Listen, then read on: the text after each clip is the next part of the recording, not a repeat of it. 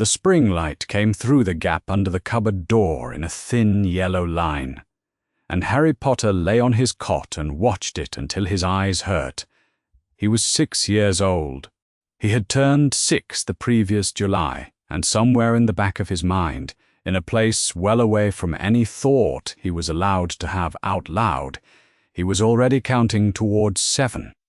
The cupboard smelled of old trainers and settled dust, and it was just tall enough, if Harry curled his knees toward his chest, for the space to feel approximately like his almost. From overhead came the sound of Dudley waking up, the thump of feet on the floor above, the creak of springs, a television snapping on. Harry knew the sounds of this house, the way other children might know a nursery rhyme. He knew which stair groaned third from the top. He knew that if he was in the kitchen before Aunt Petunia came downstairs, she would find less to complain about.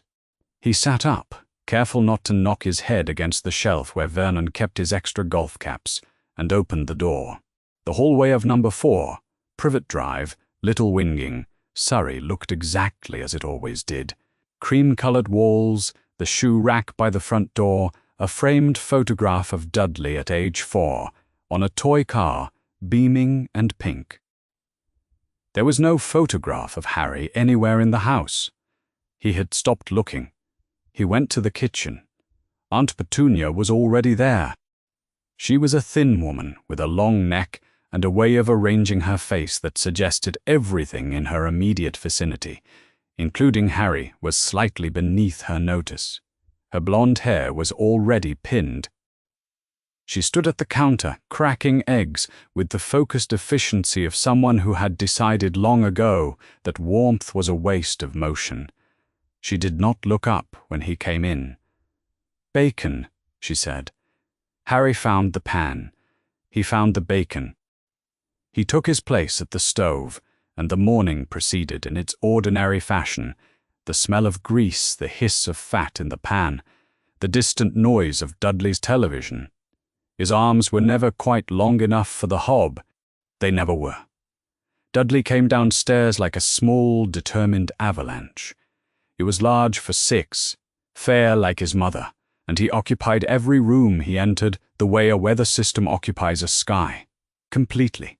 He dropped into his chair, picked up his fork, and studied Harry with the expression he used when deciding whether to find fault now or save it for after breakfast.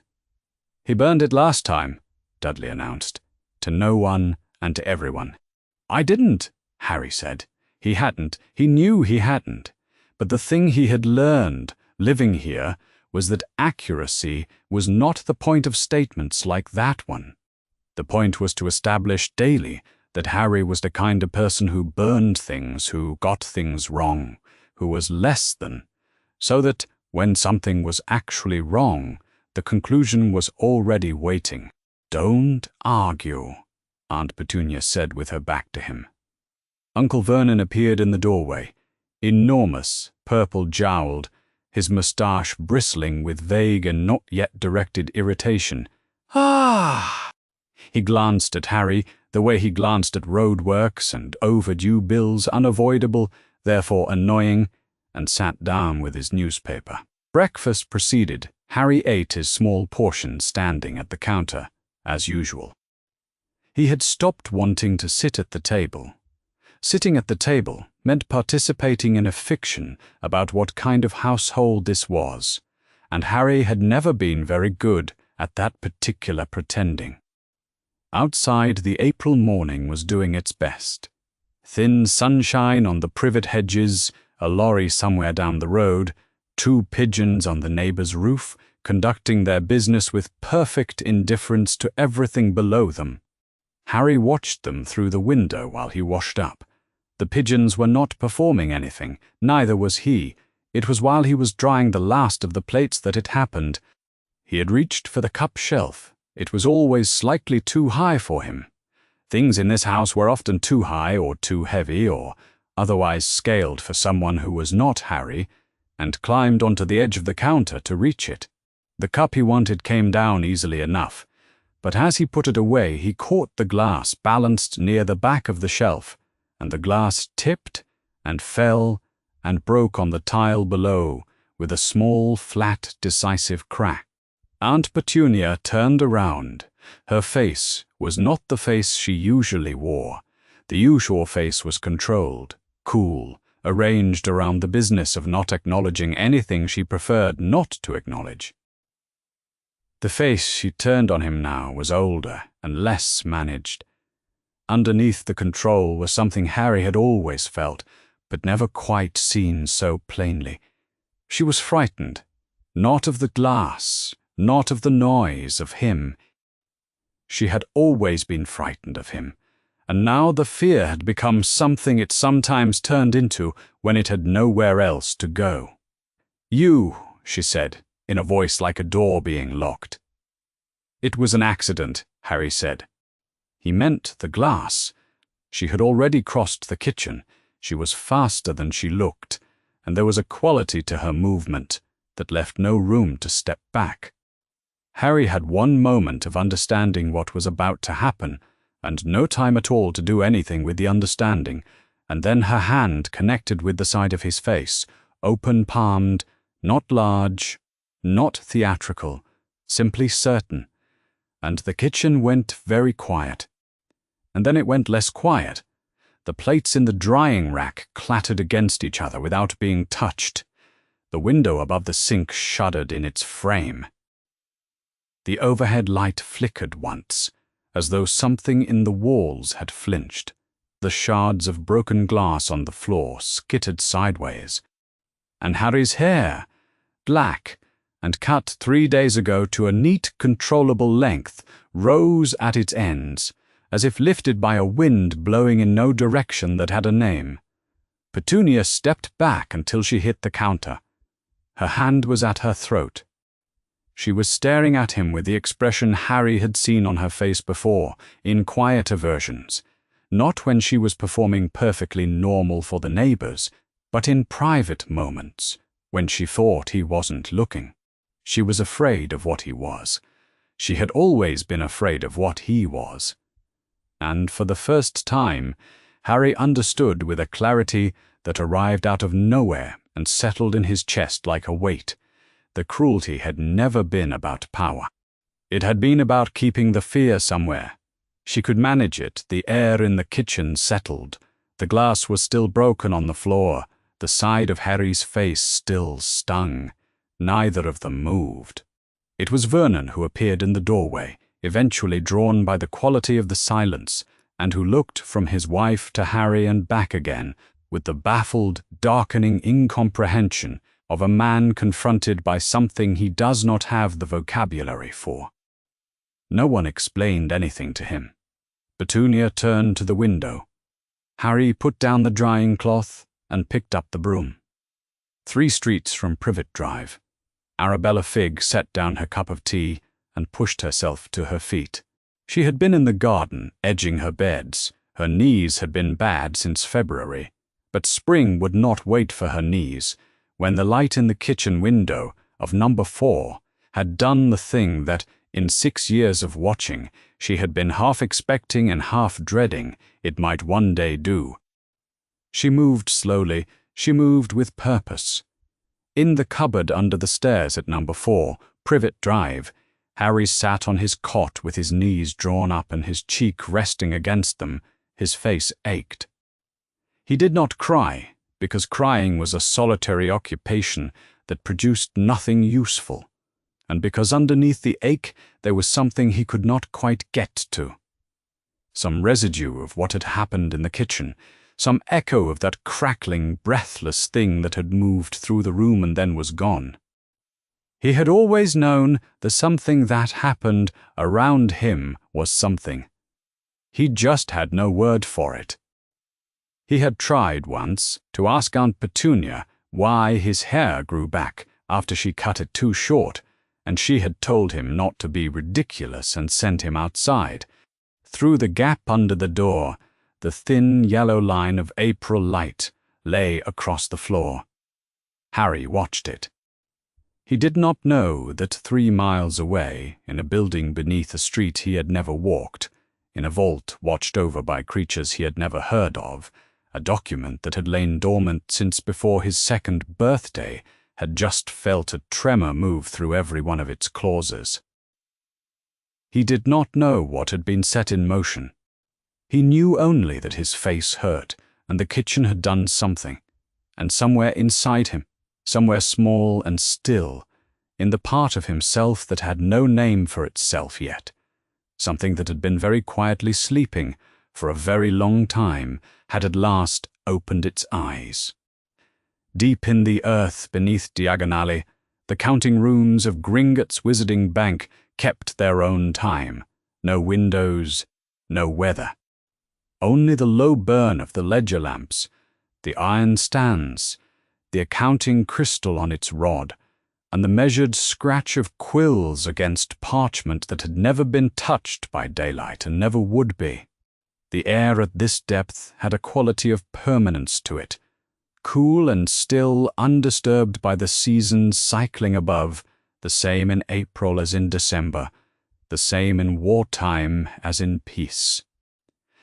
Things deposited in the counting rooms were kept with a seriousness that the wizarding world above, improvident, inclined toward feeling easily distracted by loyalty and grief, had never entirely managed to match. The chief accounts goblin sat at the tallest stand and did not look up. He had been in this counting room for 41 years. He knew each ledger by the particular quality of silence it produced when undisturbed, and he knew, without having to look, when one of them became disturbed. He looked. On the 3rd shelf from the floor, behind the dormant instruments for the years following the war, a sealed document had shifted. Not physically, it sat in its precise position, aligned as it had been aligned since the spring of 1982, when it was first deposited. But its seal had changed. The wax, which had been a deep, undisturbed red for nearly 6 years, had taken on a secondary color, a thin ring of silver at its edge, burning low and steady as the lamps burned. He set down his quill. In 41 years of this work, he had seen 2 instruments activate. He would not pretend this was ordinary.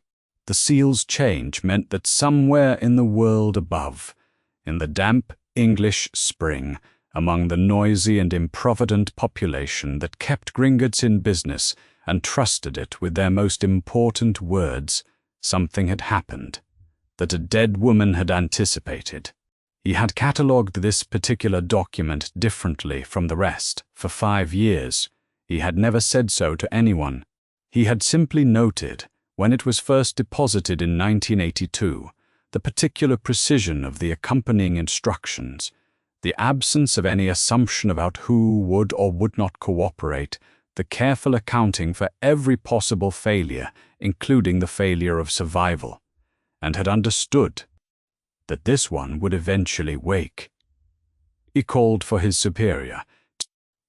The document was retrieved from its shelf by 2 pairs of hands, his and the senior instrument readers who had been fetched from the sub-ledger vaults below, and arrived with the expression of someone whose afternoon had been interrupted for reasons that had better be sufficient. That expression did not last.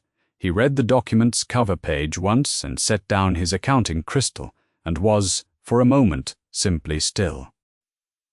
They read the document together in the formal quorum that goblin instrument law required.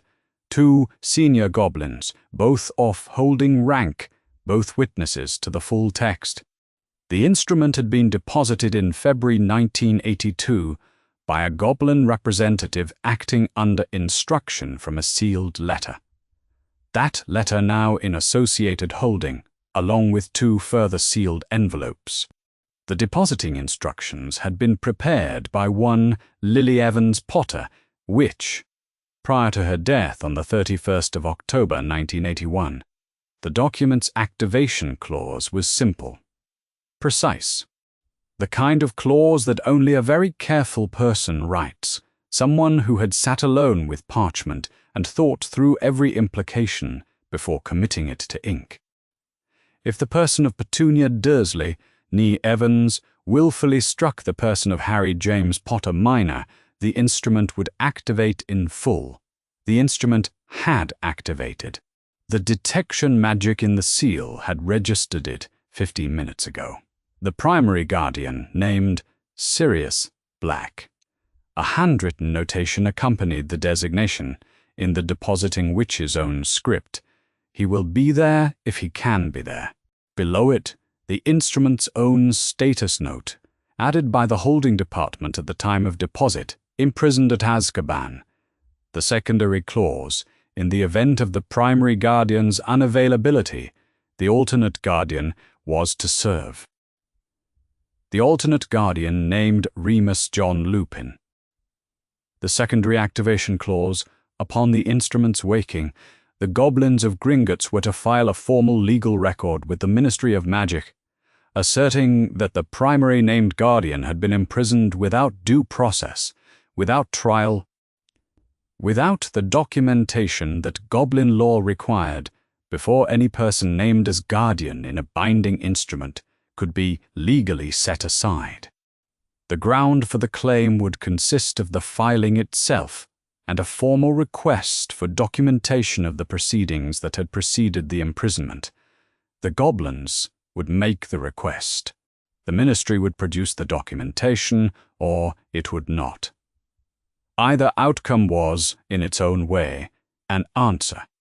The tertiary provision. 2 sealed letters in associated holding addressed to Harry James Potter and to Severus Tobias Snape, respectively. Neither was to be opened by any hand other than the named addressees.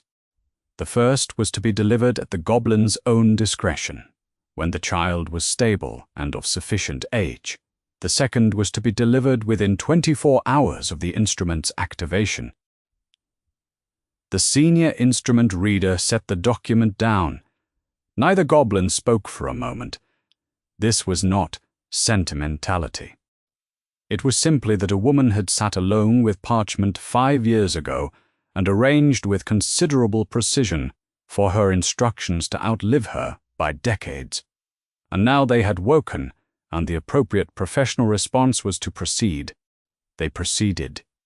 3 summons were drafted simultaneously. Goblin correspondence did not travel by owl. It traveled by sealed copper delivery, along conducting channels that ran between Gringotts and every registered wizarding address in Britain. Reliable, untamperable, and considerably faster than any bird. The first summons was addressed to Remus John Lupin and requested his attendance at Gringotts within 48 hours, regarding a matter of legal guardianship affecting a minor. The second was addressed to Albus Percival Wulfric Brian Dumbledore, and informed him in the formal language of Goblin instrument law that a conditional instrument deposited by one Lily Evans Potter had been activated, was subject to legal transfer of guardianship under the instrument's terms. The third was an internal document, a record opened in the name of Sirius Black, noting his status as primary named guardian, and the legal proceedings that had not, to the Goblins' considerable knowledge, ever taken place. All 3 were dispatched before the close of the afternoon. In the headmaster's office at Hogwarts, School of Witchcraft and Wizardry, Albus Dumbledore was in the middle of a letter he had been composing for 11 days and still had not finished when the document arrived. It came through the office fireplace, not by flue, but by the copper channel method, which he had always found slightly unsettling, and which the Goblins used, precisely because it was not subject to the usual forms of interference. He picked it up. He read it. His face, if anyone had been watching, would not have shown surprise. The portraits on the wall did watch, as they always watched, but they said nothing. They had learned over many decades which expressions Dumbledore preferred to process without an audience. He had known Lily left something. He had not known its terms. He had hoped, through 6 years of Harry at Privet Drive and the blood ward intact and Arabella Figg's careful reports arriving on schedule, that whatever Lily had arranged would never need to wake. He had told himself this was a reasonable hope. He had known, at some level he had not often visited, that it was also a convenient one. She had not sent a copy to him. She had not, in any document he had ever seen, named him as a party to her planning. He had assumed this was precaution. In the autumn of 1981, she could not have known who might survive long enough to read it, who might intercept. He sat with the Goblin document in his hands and considered for the first time, with the full weight of the thought, whether her silence had been precaution or something more deliberate. Whether she had trusted him and planned around him at the same time, because she understood that those two things were not, in her experience of him, mutually exclusive. He set down the letter he had not finished. He left for London. The Goblins received Dumbledore at the outer doors of Gringotts, with the particular courtesy of people who have no obligation to be courteous and know it.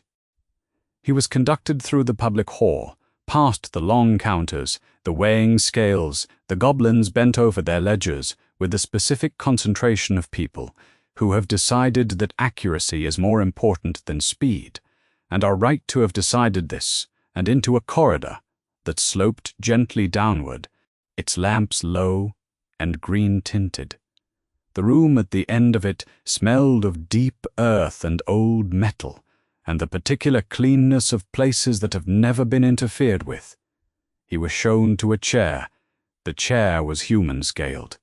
The Goblin who settled across the table from him was old, older than most goblins Dumbledore had dealt with, and introduced himself without offering a name, which Dumbledore recognized as a deliberate omission.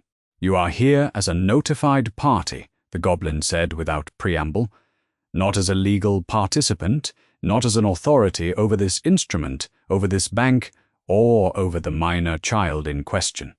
You may ask questions. You are not required to ask questions.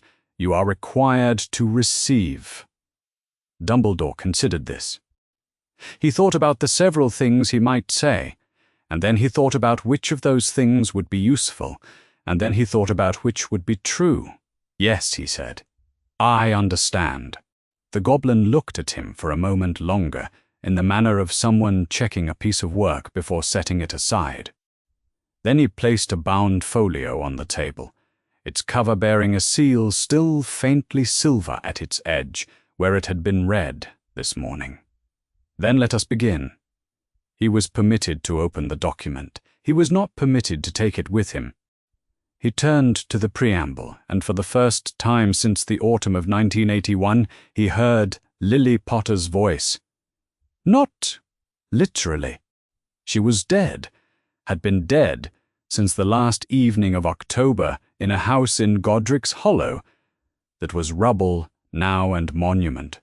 But she had been taught, somewhere in her childhood, to write in such a way that the voice behind the words did not disappear from the page. She had written this preamble, knowing it would be read after her death, by people who had known her, and by people who had not, and she had not let that knowledge make her careful. She had let it make her clear. She had written this instrument, she said, because she trusted Albus Dumbledore. She used his full name, all 4 of them. She trusted him. She had also, the preamble continued, watched him long enough to understand the particular shape that trust took in practice, that when he weighed Harry's happiness against Harry's safety, he would consistently choose the weight he could measure. She did not blame him for this. She understood it. She had simply chosen not to rely on it for everything. She had known about the blood ward. She had read the logic. Petunia's blood in her veins anchoring the magic. Harry protected from Voldemort as long as he could call the house home. She had agreed with the logic. A cold home was still a home. A neglectful aunt was still a relative. The protection was worth the cost, within certain limits. The limit was this. If Petunia ever struck Harry, Lily had decided the arrangement was already finished. Not technically.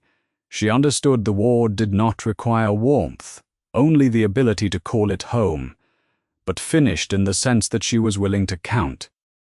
She had not trusted herself to make this judgment from beyond the grave. She had made it in advance, carefully, and in writing, while she was still alive and capable of making it correctly. She had not deposited this document with the Ministry of Magic because she had seen during the war what the ministry did with instruments it found inconvenient. She described the mechanism without naming it. Delay, seal, review, refer back. Goblin law was not an extension of the ministry, it was older. She had chosen it for this reason and had written that reason plainly, with the directness of someone who had decided that politeness about it would be a form of dishonesty. Dumbledore set the preamble page aside. The Guardian structure came next. Primary Guardian, Sirius Black. She trusted him absolutely. The document said this in her own words, not the formal language of a legal instrument, but her actual voice. He is the Godfather. He is the better guardian. If he is free and alive, he takes Harry, and everyone else stands aside. Below this, a clause he had not foreseen. She had acknowledged in writing that Sirius might not be free.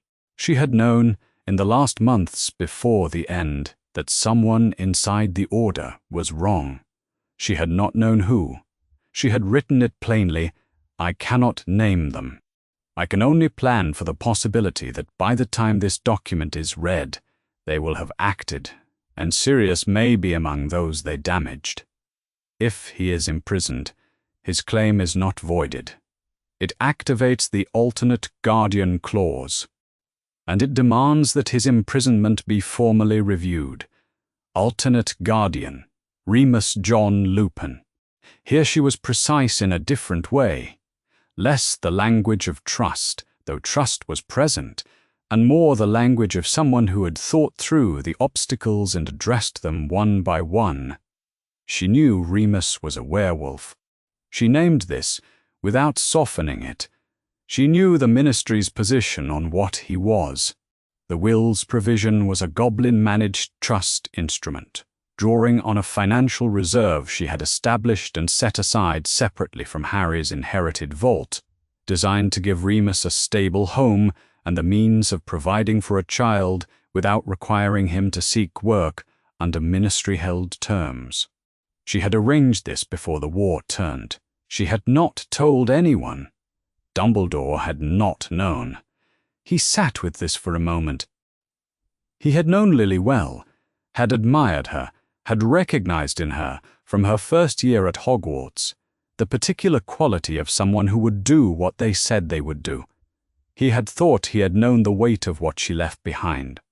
He had not known she had been putting money aside in secret in the quiet years before everything ended, planning for the possibility that everything would fail, and one particular werewolf would be left standing with a child he had no means to support.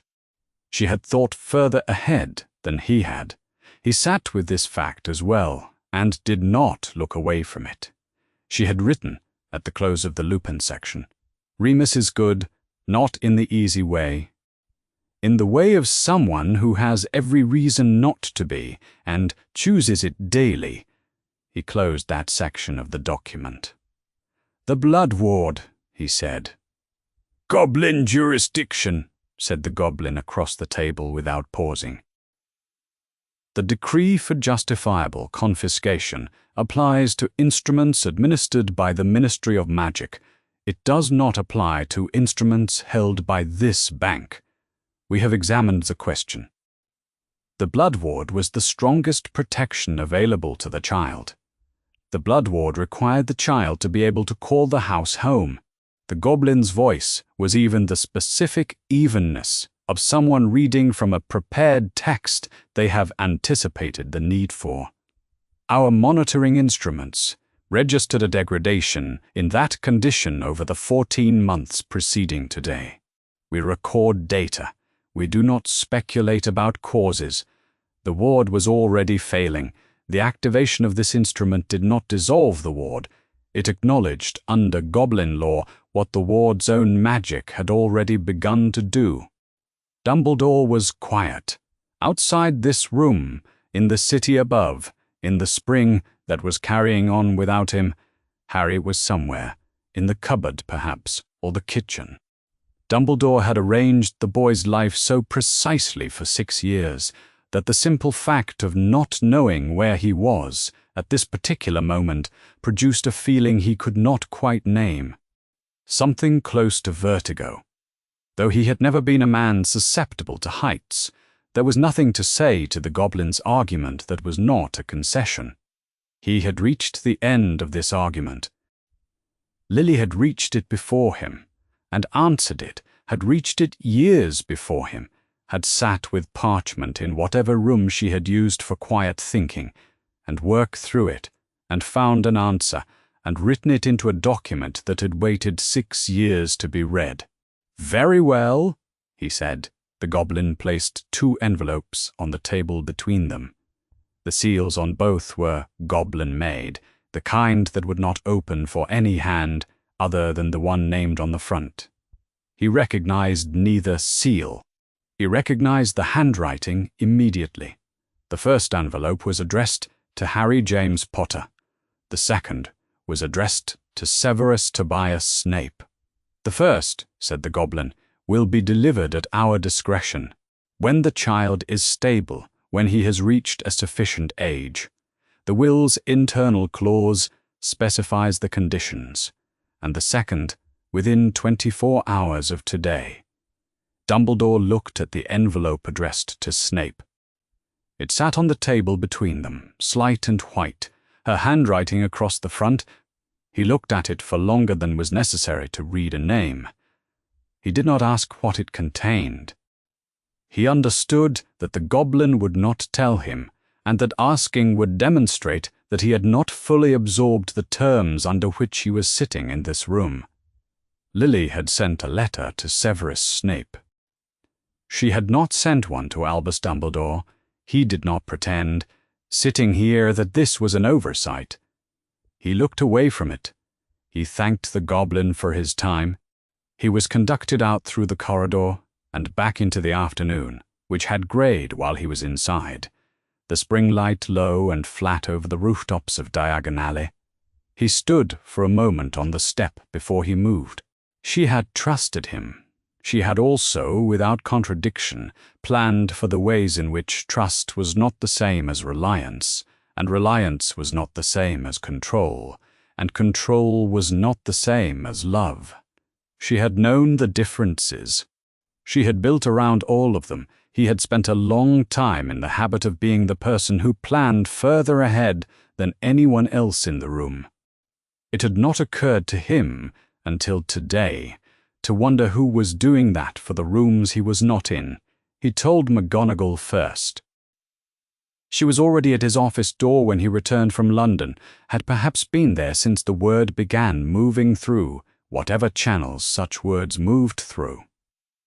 Dumbledore had never been entirely sure how Minerva McGonagall received her information, only that she always seemed to have it slightly before he was ready to deliver it. She was in her teaching robes, square spectacles pushed up from an afternoon of marking, her dark hair in its usual severe arrangement. She looked at him once with a look that was not a question, and followed him into the office without being asked. He told her the will, the activation clause, Petunia striking Harry, the Goblins. She stood in the center of his office, with her hands at her sides, and her face doing several things at once. And then she sat down, which she almost never did in this office, without being invited to.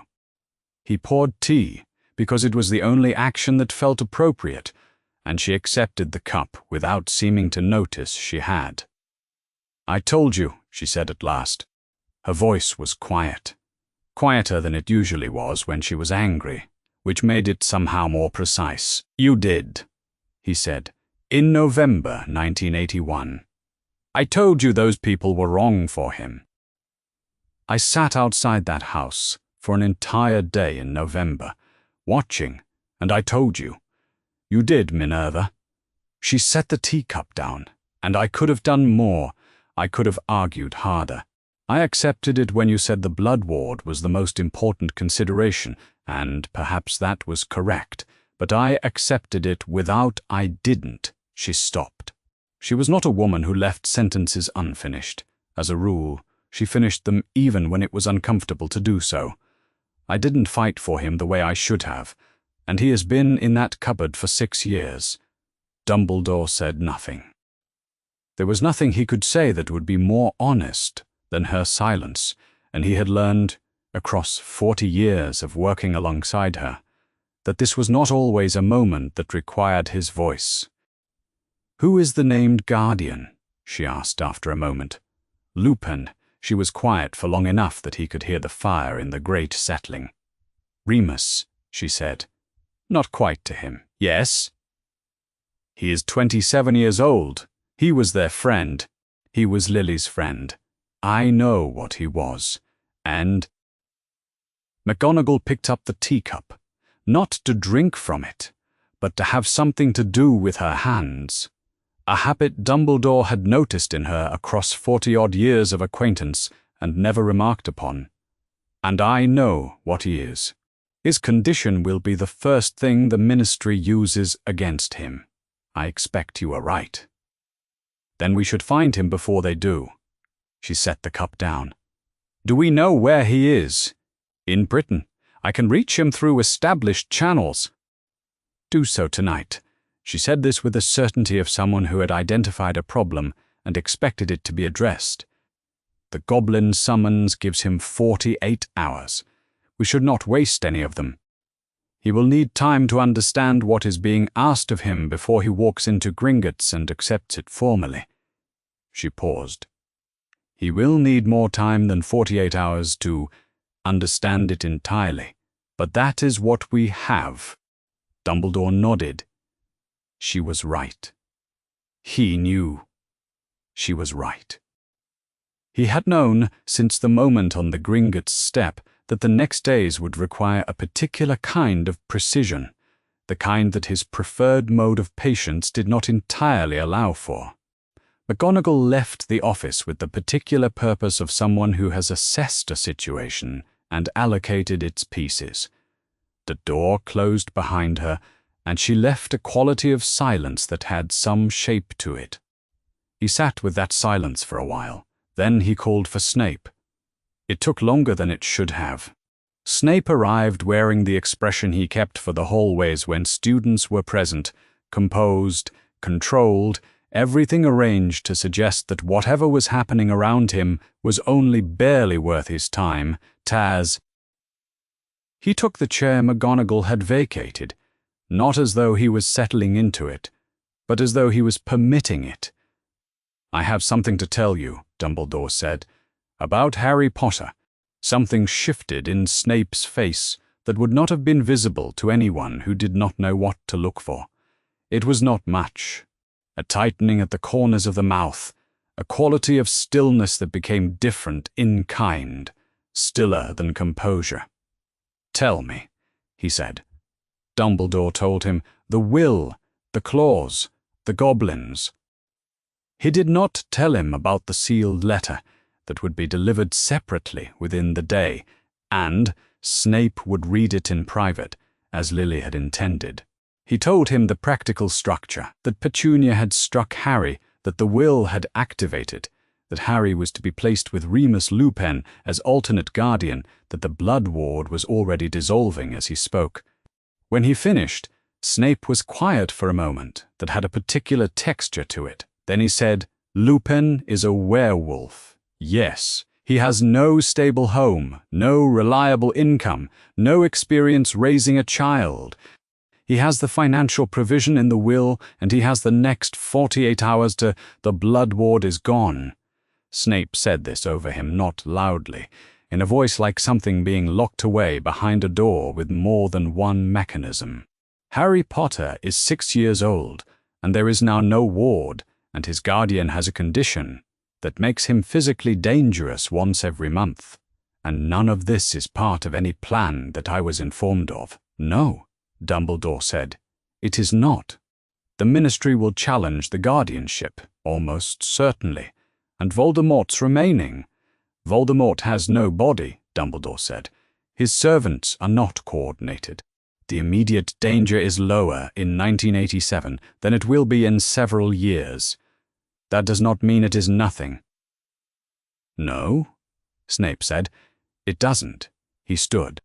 He did this without being dismissed, which was characteristic of him in moments when the alternative was to remain seated long enough to reveal something. He moved toward the door with the unhurried walk of someone who has decided on his direction. "Severus." Dumbledore said it without sharpness. The way he said it carried no reproach, only a kind of noticing, the quiet acknowledgement of someone who was watching something be held together by effort. Snape did not turn around. "I will," he said, without waiting to hear the rest of the question. "Watch over the boy in whatever capacity that remains available to me, whatever the arrangement is." A pause, not long. Regardless of who the guardian is, he left. Dumbledore sat looking at the door for some time. He did not eventually go to bed. He had a letter on the desk, a letter he had been composing for 11 days. To a colleague he had been trying to tell something true, and he could no longer remember what the truth had been that seemed so worth transmitting. He pushed it aside. On the cleared space of the desk, in the place where his correspondence usually lived, there was nothing from Gringotts, nothing from Lily. He had known this before. He sat down. He had known it since the moment in the Goblin meeting room when he had unfolded the document and understood its full structure. She had written to Harry, and she had written to Snape, and she had written nothing to Albus Dumbledore, who had been, for all the years she was alive, the most powerful person operating in her world. He thought about what this meant. Precisely, it did not mean she had not trusted him. The preamble had been explicit on that point. She trusted him. She had trusted him the way one trusts a force of nature, with respect and with a clear-eyed understanding that forces of nature do not change their nature. She had not expected him to behave differently than he would behave. She had accounted for the ways he would behave the same. The absence of a letter was not an accusation. It was something more considered.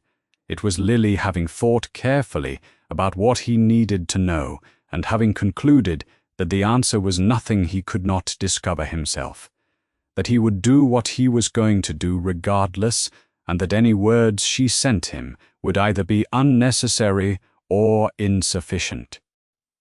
Depending on whether he was in the mood to receive them honestly, she had known him well enough to know that he would find this harder than a rebuke. In their frames above him, the portraits of past headmasters slept or performed sleeping. Fawkes, on his perch in the corner of the office, made a low sound and settled deeper into his own plumage. The scarlet of him dimmed in the firelight to something almost russet. Outside the high windows, the Scottish Highlands were fully dark.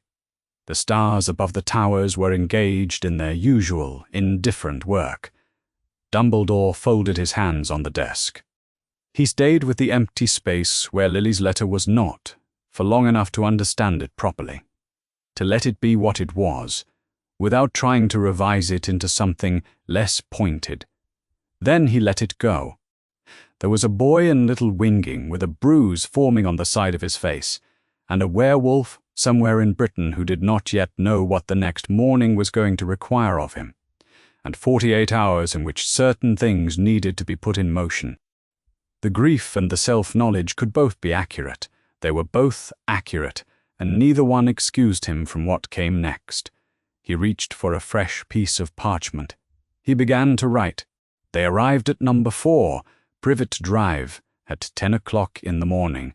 On a Thursday in April, the Gringotts representative walked up the front path without pausing. He was shorter than the doorbell by some margin, but he carried himself with the bearing of a person who has arrived to conduct business that will be conducted whether or not the other party is ready for it. MacDonagall walked beside him in her travelling robes, emerald severe, and rang the bell. Vernon Dursley opened the door. He was a large man, broad and purple-jowled, his moustache bristling with ambient wariness, even before he had registered what he was looking at. He looked at McGonagall, then down at the goblin, and his face moved through confusion, alarm, and the specific purple preparation for outrage that Dumbledore had once described to her as Vernon's characteristic response to anything he did not immediately understand. "What is?" he started. "We are here on a matter of legal guardianship regarding the minor child, Harry James Potter," the representative said, in the tone of someone who had long since ceased to find being underestimated interesting. "Please inform Mrs. Petunia Dursley that she is required." Vernon opened his mouth. Nothing came out of it. "Thank you," said the representative, and waited. Petunia appeared in the hallway with a tea towel in her hand, and her face already arranged for something she expected not to like. When she saw the goblin, the tea towel went still. When she saw McGonagall's square spectacles watching her with the particular expression of someone exercising restraint at some cost, something shifted in Petunia's face that was not quite the fear she reserved for accidental magic.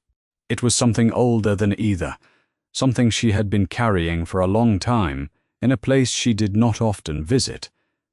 "Mrs. Dursley," the representative said, "we will speak inside, if you please." Vernon stationed himself in the doorway with his arms folded, visibly preparing to argue.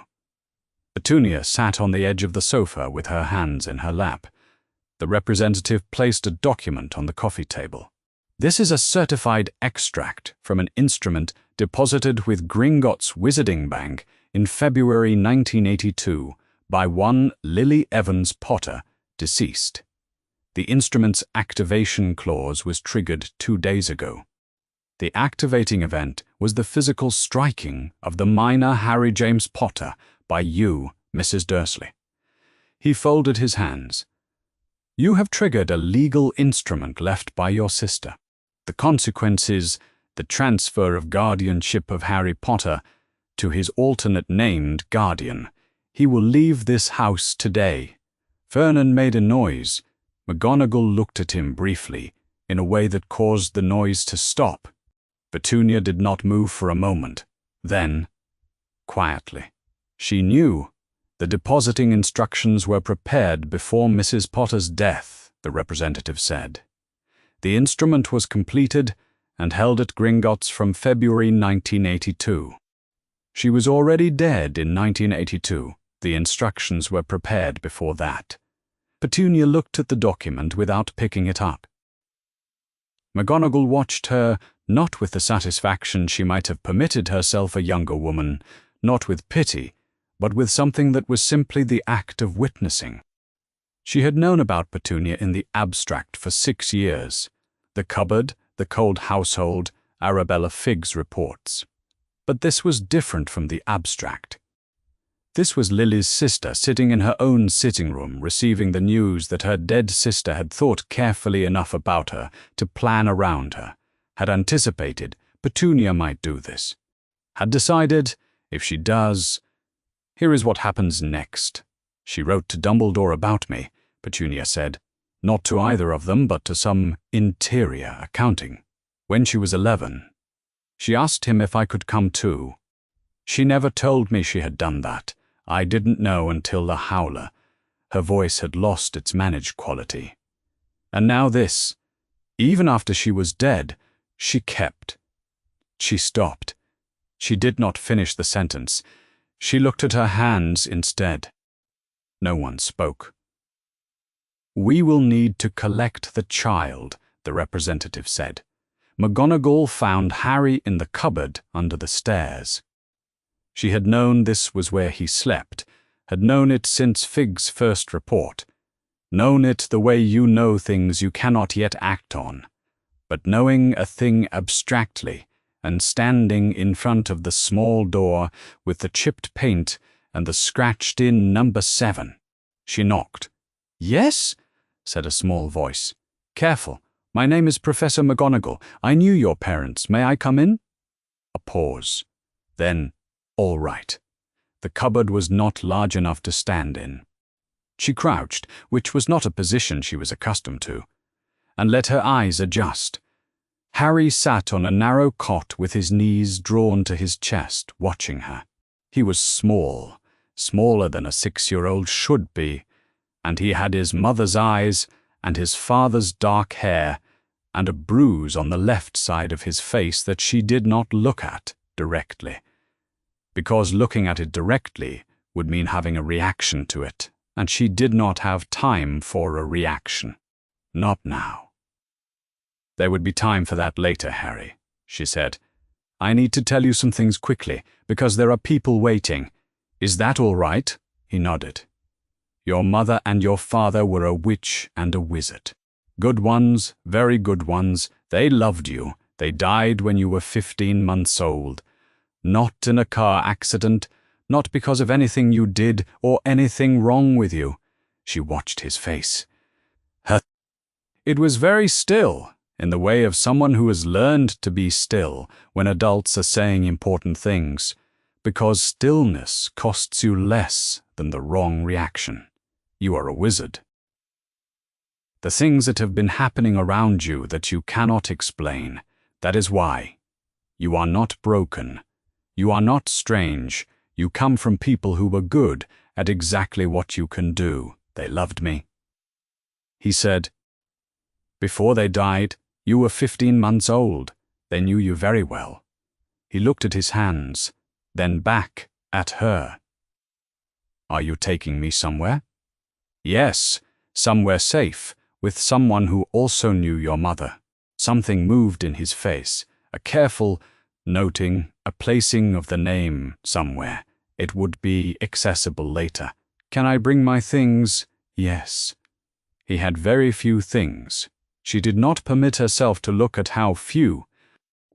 He had one bag, a plastic carrier with a broken handle holding 3 mismatched socks, a stub of pencil, a small stone from the garden, and a photograph of a woman with red hair. He held it in both hands as he climbed out of the cupboard, and his face was already turned in the direction of wherever came next. McGonagall walked with him to the front door. The representative waited on the step. Vernon had retreated to the kitchen doorway, arms folded, radiating the helplessness of a man outmaneuvered by forces he refuses to understand. Petunia stood in the hallway. She looked at Harry. He looked at her.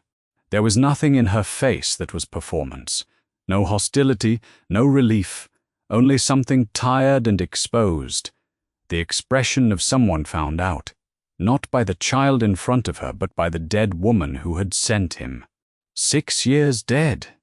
And Lily had still managed to reach forward and say, "I knew this might happen. I planned for it. I loved him." Anyway, Petunia did not speak. Harry did not speak. McGonagall put her hand briefly on his shoulder, and they stepped out together onto the front path. It happened as he crossed the threshold. McGonagall felt it. 51 years trained in transfiguration, she had felt magic break and release before. But this was not a breaking, this was quieter. A settling, something held open for 6 years, simply, gently releasing, the way a long-held breath finally lets go. The blood ward dissolved, not with a sound, but with an absence, a presence, simply gone. And the April air outside number 4 was the same air it had always been, and was also in some way she felt rather than measured. Less sheltered, more itself, she noted it and walked on.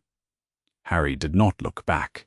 She had thought he might, expected some pull toward the house, however small, some backward glance at the only life he had known. There was none. He walked down the path and through the gate with the carrier bag in one hand and his other hand at his side looking forward, and little Whinging was behind him, and somewhere ahead of him there was a man who had known his mother and would say her name out loud when he asked. He did not look back. On the front step, Petunia Dursley stood with the tea towel still in her hand and watched the black car until it turned the corner and was gone. Then she went inside. She closed the door. She stood in the hallway for a long time, in the particular silence of a house that has become, over the course of a morning, exactly what it always was and entirely something else. The summons arrived in the morning, tucked between a gas bill he had not yet paid and a letter from a landlady in Dundee he was going to have to decline. The reason was always the same reason they mentioned registered beings in their advertisement, or they didn't mention them and would want documentation. And either way, the conversation arrived at the same place eventually. He set both letters aside and read the summons. He read it again. Then he sat down on the edge of his cot. It was a small room, low-ceilinged, one window looking over a narrow street, the cot the largest piece of furniture, and held the paper in both hands and let the words settle into him the way code settles into a room when you have stopped feeding the fire. Gringotts Wizarding Bank. In the matter of the estate of Lily Evans Potter, in the matter of the guardianship of Harry James Potter minor, your attendance at Gringotts within 48 hours of this notice is required. He sat with the paper for a long time. His first thought was not about Harry. He could not quite reach Harry yet. Harry was a baby. He had held once in a kitchen in Godric's Hollow, on a Sunday in September 1981, and then a fact in a newspaper, a name in a story he had spent 6 years trying not to think about too directly.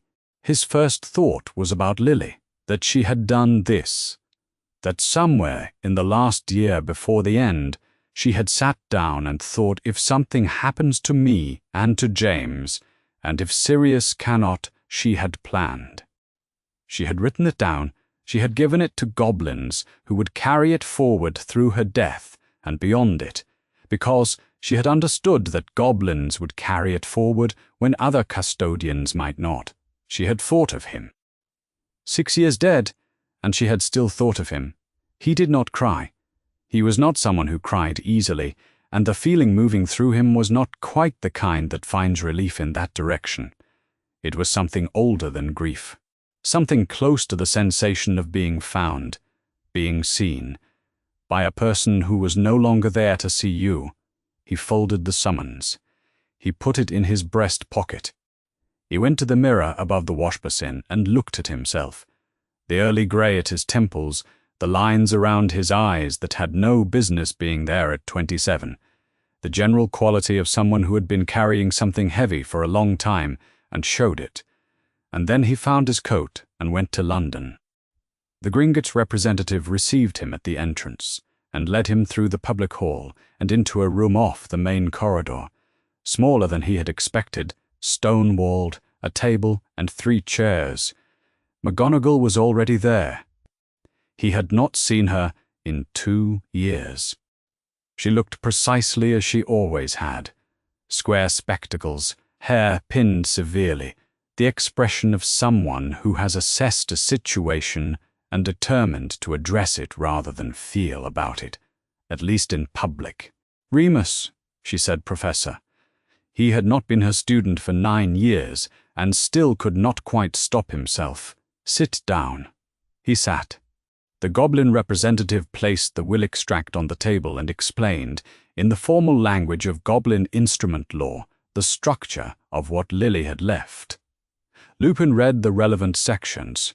He read the Guardian Clause. He read the alternate Guardian Clause, his own name, Remus John Lupin, in Lily's handwriting, followed by a line she had written in plain language rather than legal. He will know what to do, even if he doesn't know it yet. He set the document down. "If Sirius is freed," he said, "when he is freed, Does guardianship transfer to him? The will specifies that the primary named guardian takes precedence if he becomes available, the representative said. You serve as guardian until that time, or until the child reaches the age of legal majority. And the filing, regarding his imprisonment, a formal request for documentation of the proceedings that preceded his imprisonment, has been made to the ministry. We await their response. McGonagall was watching him with her hands folded on the table and her face doing the thing it did when she had something to say and was determining the right moment to say it. He looked at her. I have 3 objections, he said. She nodded as though she had expected precisely this number. Go ahead, he raised them in order. I am a werewolf. Once a month, I am not safe to be near. Harry cannot be with me when the moon changes. This is not a small consideration. No, she said. It is not. We will plan around it. You will confine yourself in the days around the full moon. Harry will be in the care of a trusted adult during the transformation. I have already offered to take him on those nights. She said this as though it had not required an offer, as though it was simply the next item to address. The wolfsbane potion is not available to you at present. We are aware we plan for what is, not what would be convenient. She did not say this unkindly. She said it the way she said most things, as though reality were a problem to be worked with, not mourned. He had expected an argument. The absence of one left him briefly without a prepared response. Second, he said, I have no stable home and no reliable income. I cannot bring a child into a room with one window and a cot. The will's provision addresses this. She slid a document across the table. A goblin-managed trust instrument, separate from Harry's own inheritance, sufficient to establish a home and maintain it. It will not make you wealthy. It will make you functional. He looked at the numbers. They were sufficient. Lily had thought about what he would need. She had calculated the minimum and provided it and trusted him to manage the rest, which was exactly how she had always dealt with problems she could not entirely solve herself. Third, he said. McGonagall waited. I don't know how to raise a child.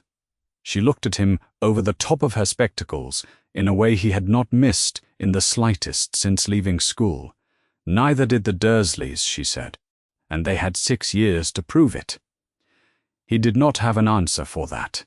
Yes, he said.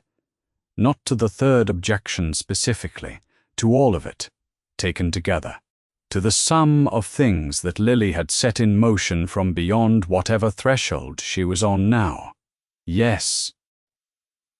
Harry was waiting in a small anteroom off the main corridor, a plain stone-walled space, with a child-sized chair and a table with nothing on it. He sat in the chair with the plastic carrier bag in his lap, and his hands folded on top of it, watching the door with the specific quality of attention of someone who has learned that watching carefully is the best preparation available. Lupin stopped in the doorway. He had braced himself on the walk from the meeting room for some collision between the abstract fact of Harry and the actual child. He had not been wrong to brace. Harry looked at him with green eyes that were lilies, undeniably, uncomplicatedly, lilies, in a face that was around the jaw and the set of the nose, not lily at all. And above both of these, he had a wild dark hair that was entirely James Potter's, that had clearly never reached a compromise with a comb. The bruise on the left side of his face was several days old. Lupin crouched down to meet his eye level. It felt, in the way the correct things sometimes feel necessary. I knew your mother and your father, he said.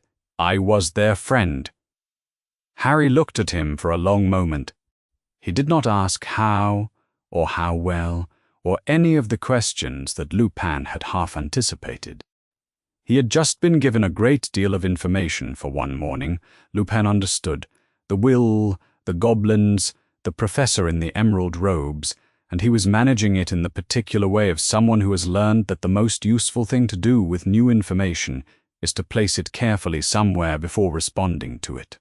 He was 6 years old, and he processed things the way someone much older did. Then, very quietly, "Were they kind?" Lupin could not speak for a moment. He had expected. Were they brave? Were they clever? Were they like me? He had not expected. Were they kind? He had not expected it because it was not usually the first question a child asked about a dead parent. And then he thought about where Harry had spent 6 years and what had been ordinary in that house, and understood why kindness was the question. When you have not had something, it is the thing you reach for first. It is the thing you most need to know. The dead possessed, yes, he said, very. Harry nodded once, settling this fact alongside the others. Then he picked up his carrier bag and stood, small and composed, in the plain light of the anteroom. "All right," he said, as though this were the only possible thing to say. As though, having asked the one question that mattered and received the right answer, everything else could be managed. Lupin stood too. He thought, "I don't know what I'm doing." He thought, "She knew I would say that." He thought, "She knew I would show up anyway." He was right on all 3 counts. The goblin arrived at 11 minutes past 2 on a Wednesday in April, delivering a sealed envelope to the door of Snape's potions classroom with the expressionless efficiency of someone conducting the ordinary business of his institution. The exchange was brief. Snape's full name confirmed, the envelope transferred, the goblin departed. The lesson had 22 minutes remaining. "Out," Snape said, without turning from the door. Silence now. They left quickly, in the way students left, when something in his voice suggested that the alternative involved consequences they had not budgeted for. He closed and locked the classroom door. The seal was not wax. It was a goblin-made thing, a hardened oval that sat slightly raised from the parchment surface, its edges catching the dungeon torchlight with a quality of amber that belonged to something held under tension for a long time, and only now beginning to release. Below the seal, his name, in full, in handwriting he had memorized 11 years ago, and had never successfully stopped knowing. He did not open it immediately. He set the envelope on his desk and sat down, and he sat with it in front of him, and the empty classroom around him. The benches wiped clean, the cauldrons cooling at the sides of the room, the faint residue of whatever they had been brewing still hanging in the dungeon air. And he looked at his name in her handwriting, and he breathed carefully, the way you breathe when you are attending to something that must be attended to before anything else can happen. The afternoon light moved through the high windows as the minutes passed. He did not count them. When he opened the envelope, the seal giving cleanly, released rather than broken, in the way of something engineered for this specific moment, it was nearly 3:30. She had written on both sides of 3 pages of plain parchment. He recognized the way the ink sat on the surface. She had always pressed slightly harder than necessary, slightly more than was required to make the mark, in the way of someone whose thoughts moved faster than her hand could follow, and the hand had learned to compensate. He knew this from the letters she had written him when they were 11 and 14 and 15, and then had stopped writing. He read the salutation. He put the letter down. He looked at the far wall for a moment. Then he picked it up and read from the beginning. She was not angry. She said so directly, in the letter's second sentence, not as comfort, but as reported fact. She had been, she said, for some time after she had understood what had happened. She had been furious in a way she described, characteristically, with precision, deeply specific. She knew he had told Voldemort about the prophecy. She had suspected this for a long time without having said so, for the reason she gave in a single clause. She had not been certain, and he had mattered too much to accuse wrongly. She called it the worst thing he had ever done. She used those exact words. She did not qualify them or soften them or add anything that would make the sentence less than it was. And then she said she had forgiven him for it. He read this sentence twice. He pressed his thumb against the parchment's edge until it hurt. He continued, "Maya," she said, the forgiveness had cost her something real. She used the word cost with the care of someone who had identified the correct word and chosen it deliberately, and she was not offering it as a gift or a release. She was reporting a fact. Here is what I decided, here is what it cost me, this is for you to do with what you will. She said nothing more on the subject. She moved on. She knew he was working for Dumbledore. She said so, not as certainty, but as a belief she had formed gradually, through the particular pattern recognition of someone who had watched him closely, and for a long time. She said she was not certain. She said she had come to believe it, and that knowing this made the rest of what she wrote possible.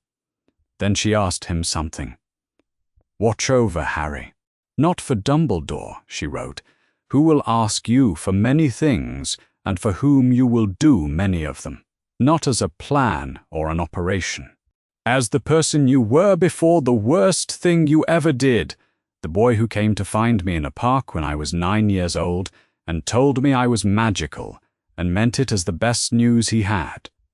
I am asking that person to watch over my son." He read this paragraph and could not immediately continue. He sat with it. She knew.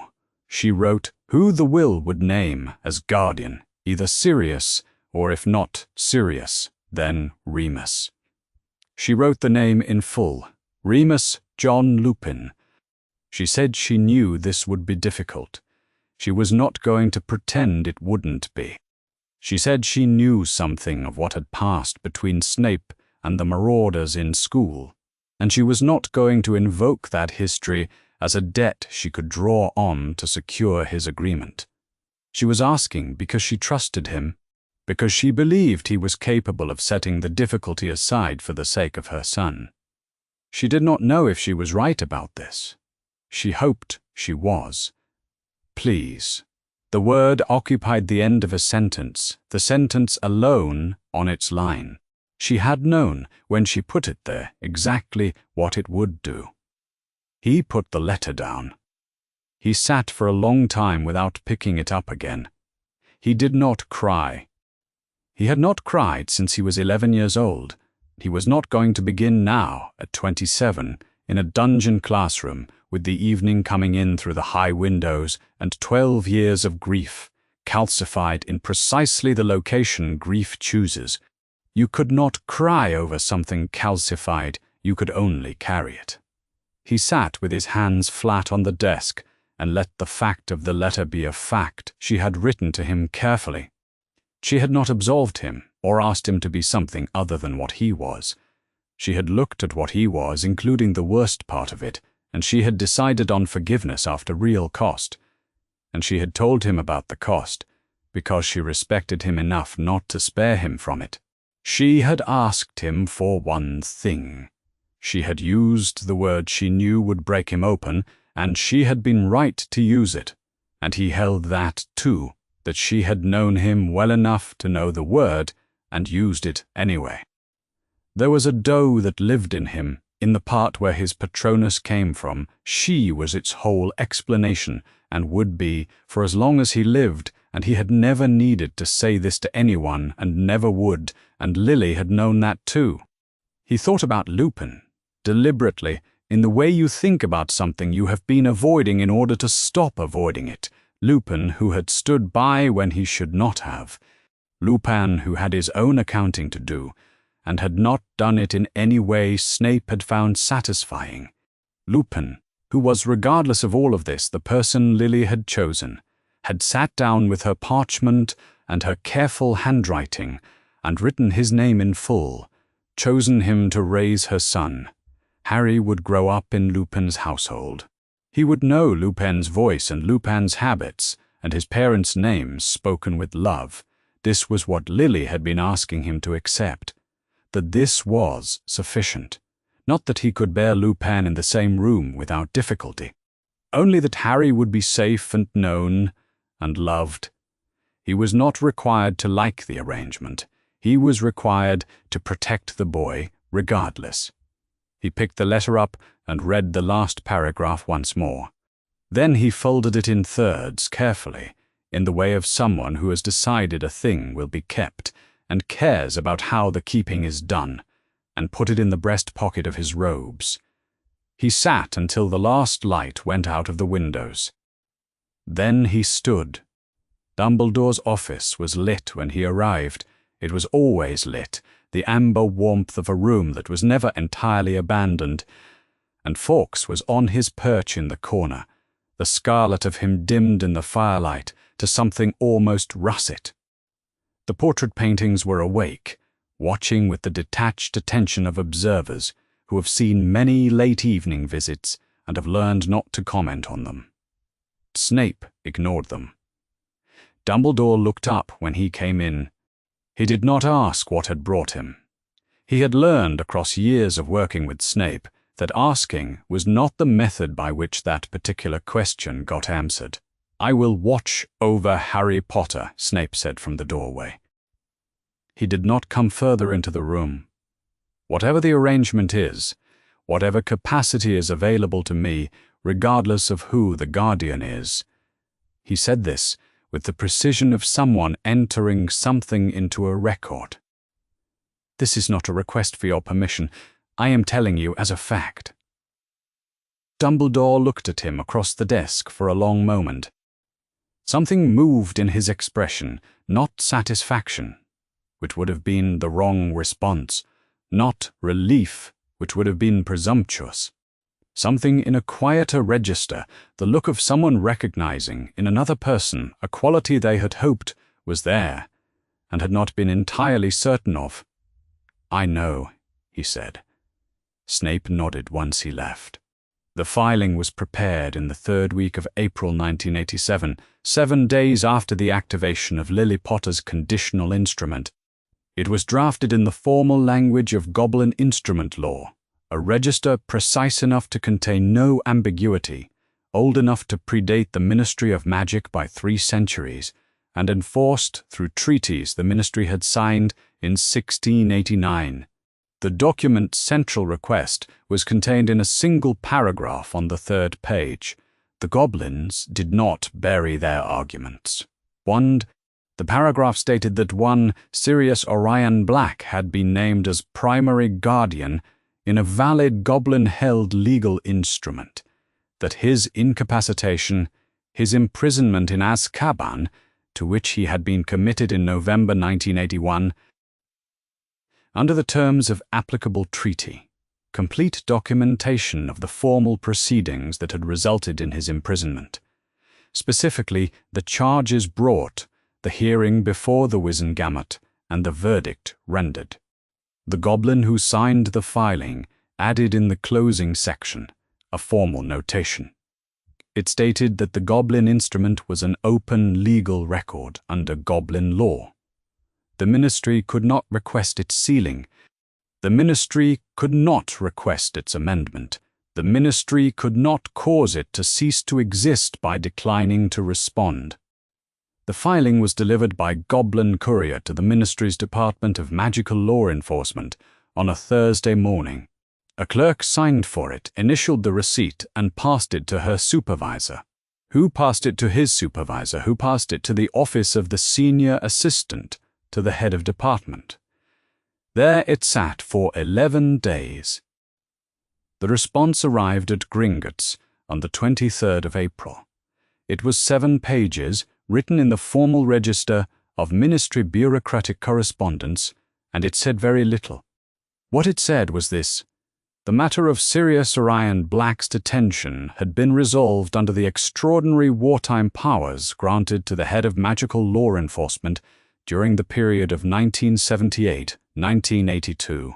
The relevant documentation was classified under Ministerial Decree 1982-7, which sealed certain wartime case files in the interest of public safety. The matter was closed and not subject to further review. It did not provide records of a hearing before the Wiesengamot. It did not provide records of a verdict. The senior instruments officer noted this in his annotation, written in the margin of the ministry's response in the precise, small script that denoted Goblin legal. The annotation observed that the correct terminology for the absence of these records was not classified. The correct terminology was non-existent. He added the response and his annotation to the open legal file. He did not comment further. Goblins who had been keeping records for 3 centuries understood that a ministry document which cited no proceedings was not a defense against the accusation that no proceedings had occurred. It was the accusation confirmed in 7 pages of official stationery. The file remained open. Dumbledore requested the meeting with the Minister for Magic on the 24th. She received him in her office on the 27th. Millicent Bagnold had been minister since 1980, which meant she had taken office in the year Voldemort had come to his full power and had spent the first years of her tenure managing the immediate aftermath of his defeat. The celebrations, the arrests, the institutional chaos of a wizarding world emerging from years of terror. She was a minister who recognized political risk quickly and reduced her exposure to it with precision. Dumbledore, who had worked alongside her in his capacity as Chief Warlock for 7 years, found her able. He also found her on this particular morning already positioned. "You've read the filing," he said. "I read it when it arrived. I also read the ministry's response. Then you know the response does not address the request." "The response addresses the request that the ministry is able to address," she said, with her hands folded on the desk in the manner of someone who has settled a question in advance and is now simply reporting the settlement. "The relevant documentation is sealed under wartime provisions. That is the answer we have." "The relevant documentation does not exist," Dumbledore said. "The Goblins have noted this. A sealed file implies a file. What the ministry has is the absence of a file. That is a strong characterization of a complex legal situation. It is an accurate one. Sirius Black was imprisoned in November 1981 by Bartemius Crouch under emergency wartime authority. No charges, no hearing, no verdict. The Goblins requested documentation of proceedings. The ministry responded by saying the proceedings were sealed. But proceedings which have been sealed leave some trace, a docket, a case number, a name in the Wiesengamot's roll. There is none, because there were none." He paused. "I am not asking you to release him today. I am asking you to open a formal review. The Goblin's filing requires a response in kind, not a bureaucratic deferral, but an engagement with the question of whether the process that resulted in his imprisonment was lawful." Bagnold considered this.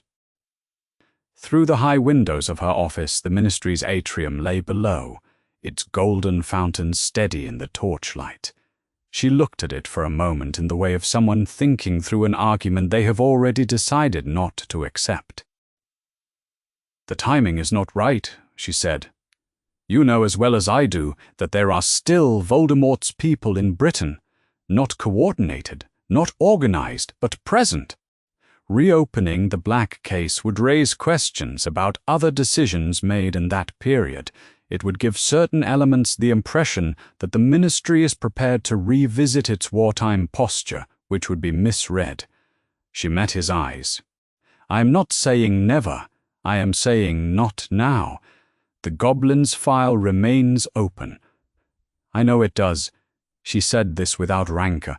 She had too much experience for rancor. "When the time is right, whoever holds this office—" "But not now, Albus." He left the ministry and stood for a moment in the April air outside. He had known, before he arrived, what she would say. He had come anyway, because the account of what the ministry had and had not done needed to include, in its record, his voice, clearly in the right place, on the side of the question she had refused. It was a cold kind of justice. It was the only kind currently available. The file would remain open, that had to be enough. In Azkaban, Sirius Black knew none of this. He was 6 years into his imprisonment on a cold night in April, sitting on the floor of his cell with his back against the stone and his knees drawn up, in the way you sat when the alternative was lying down and there was nothing to lie down toward. The Dementor's cold was a presence outside the door, not moving, not speaking, simply existing in the particular way of something that removes warmth from the air by its nature and has no interest in your response to this.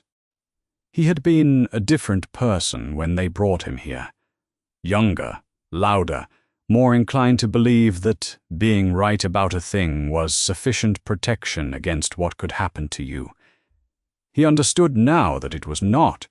He had been in the wrong street, at the wrong moment, and he had been the wrong person, too conspicuous, too likely to react in ways that read as guilt, with no one left alive who had been there.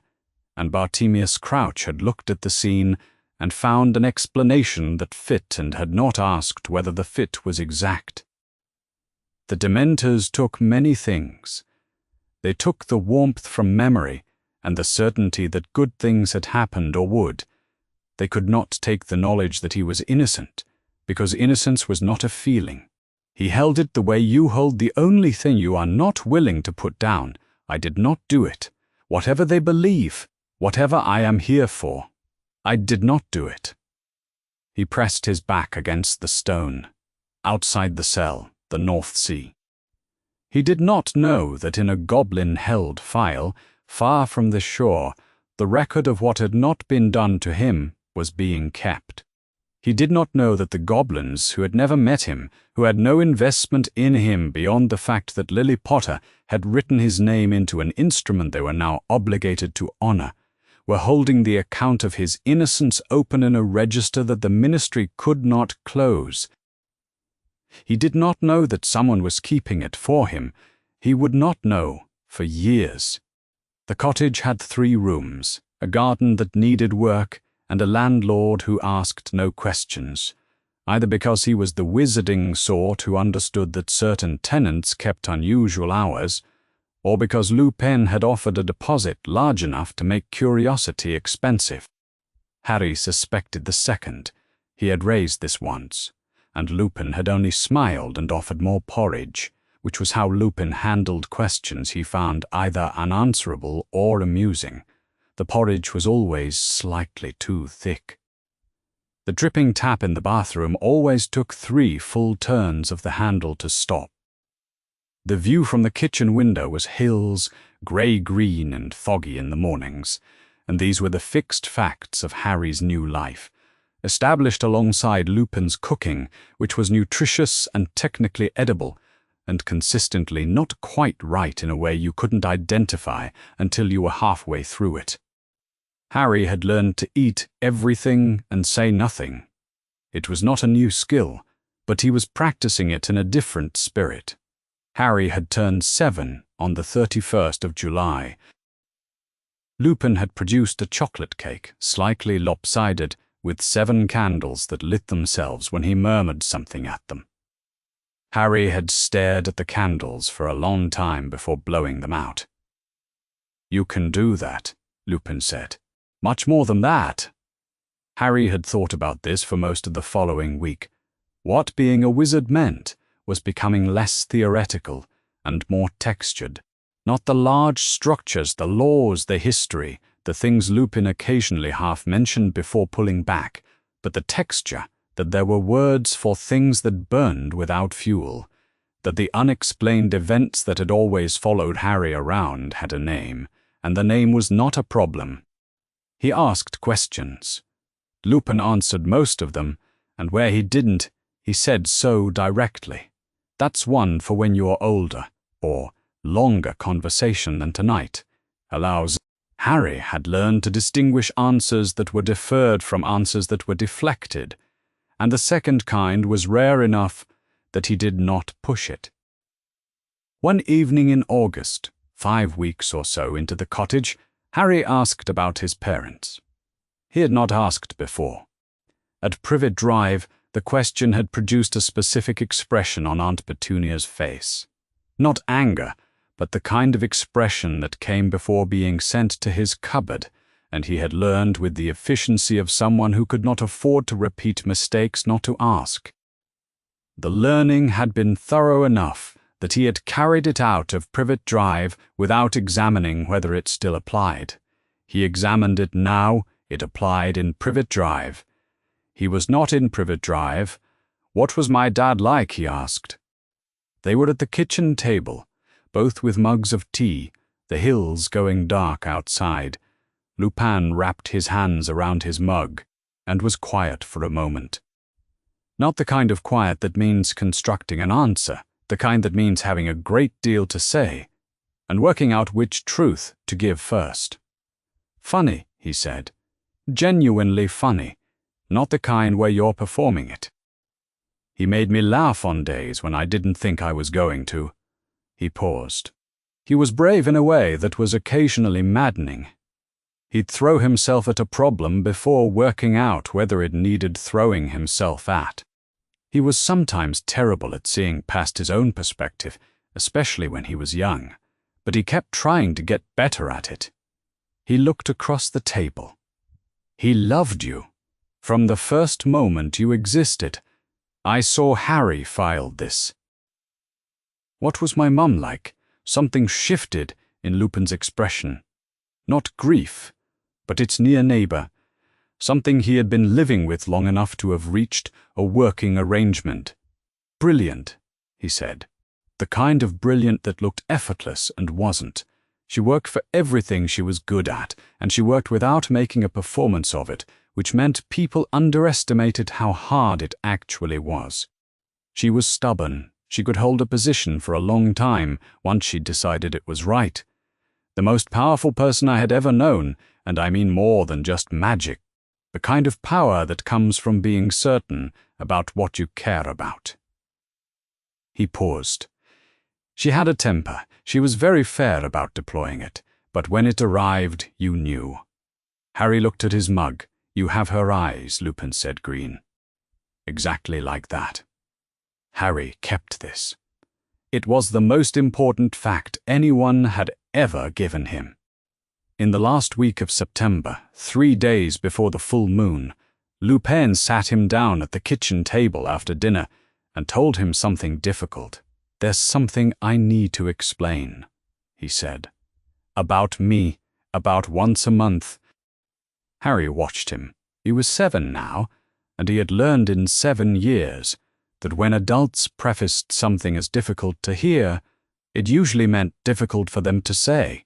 The content was generally manageable if you let them get there. Once a month I become dangerous, Lupin said. When the moon is full, something happens to me that I can't control. I'm not myself. I'm not safe to be near. You especially. You can't be with me when that happens. You'll stay somewhere safe, with someone I trust, until morning. He was watching Harry's face. Harry could see him watching. Is it painful? Harry asked. Yes. Every time Harry thought about this. He thought about the things that had always happened around him that he hadn't asked for. The hair that grew back overnight, the sweater that had kept shrinking until it fit Dudley and not him, the times things moved or cracked or rearranged themselves near his feelings. Things that arrived without asking and left without explaining. Is it like my hair? He said. The thing that happens to you, is it something that happens without you asking for it? Lupin stopped. He looked at Harry with an expression Harry couldn't entirely read, something that was surprised and something that was not surprised at all. Yes, he said, exactly like that. Then it isn't your fault, Harry said. He said this with the straightforward logic of someone who had recently been told that the things he had always been blamed for were not his fault, and was still in the process of extending this principle to other available cases. Lupin was very still for a moment. "No," he said. "It isn't." He told Harry the word after that werewolf. Harry said it carefully, filed it alongside everything else, and then asked 3 more questions over the following hour, whether it hurt the same way every time, whether Lupin remembered any of it afterward. The answers were incomplete in ways that felt honest rather than evasive, which Harry had learned to distinguish. McGonagall arrived on the evening of the full moon with a small bag and the air of someone who had organized the next 12 hours in advance and found the organization satisfactory. He had been pale for 3 days in the way that was different from his usual pale, concentrated, as though some internal tide was already changing. He had paused in the doorway and put one hand briefly on Harry's head, and Harry had said, "I'll be here in the morning," and Lupin had looked at him for a moment and then left without saying anything, which said quite a lot. McGonagall's dinner was substantially better than Lupin's. Lamb with vegetables cooked to something recognizable. While Harry ate, she asked what he had been reading and whether he knew what a Kneazle was. He didn't. "They can tell," she said, "when someone is being dishonest." Harry considered this. Can people keep them as pets? If the Kneazle considers them worth keeping. Harry thought the Kneazle had the right idea. When he fell asleep on the sofa, faster than he'd intended, pulled under by 3 nights of poor sleep and a week of held tension, he was dimly aware, just before going, of a weight settling near his feet. A cat, he thought, though he couldn't quite account for when it had arrived. It sat with a deliberateness that cats mostly didn't have, intentional, attentive, the way of something that is there on purpose. He slept. In the morning, Lupin was at the kitchen table, pale as paper, the specific exhaustion of someone who has spent the night doing something the body does not easily reconcile, but himself. Present. "Good morning," he said. "Good morning," Harry said. "Are you all right getting there?" Harry looked at him carefully and decided this was true in the direction it was meant. He went and put the kettle on. This was something he had observed Lupin doing at every significant juncture of their acquaintance, and had concluded was the correct response to a wide range of situations. Not a solution, but a right thing to do while solutions were being reached. McGonagall met Lupin's eyes over Harry's head. Something passed between them. Not words, not comfort, which would have been beside the point. Recognition that the thing that had needed doing had been done. Harry had his back turned, attending to the kettle, and he did not see it. They had survived the first one. The formal objection arrived at Gringotts on the 14th of May, 3 weeks after Harry's extraction from Privet Drive, and 2 weeks after the Goblins had executed the final transfer of guardianship. It came from the Department for the Regulation and Control of Magical Creatures, Subdivision, Werewolf Registry and Welfare Monitoring. It was addressed to the Senior Instruments Officer and ran to 11 pages. The document argument was narrow and clearly stated. The Ministry did not dispute the legal validity of Lily Potter's conditional instrument. Their solicitors had advised against it, but they filed in parallel jurisdiction. Child welfare, the objection argued, was a Ministry matter, not a Goblin one. The Wizengamot held authority over the welfare of magical minors, regardless of whatever guardian arrangement a Goblin instrument had executed.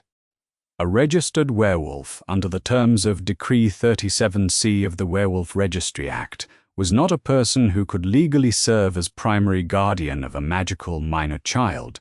The Ministry requested that a Wizengamot panel be convened to consider the question of suitability. The senior instruments officer received the document, annotated it, noting that the parallel jurisdiction argument was technically sound, and that the Goblins did not dispute the ministry's authority in matters of child welfare, and added it to the open legal file. He notified the Goblins' own solicitors. He also, as required by the instrument's terms, notified the current guardian. Lupin received the ministry's filing on a Tuesday morning in the kitchen of the cottage, between Harry's breakfast and an argument about whether wizards were allowed to have bicycles. He read it once.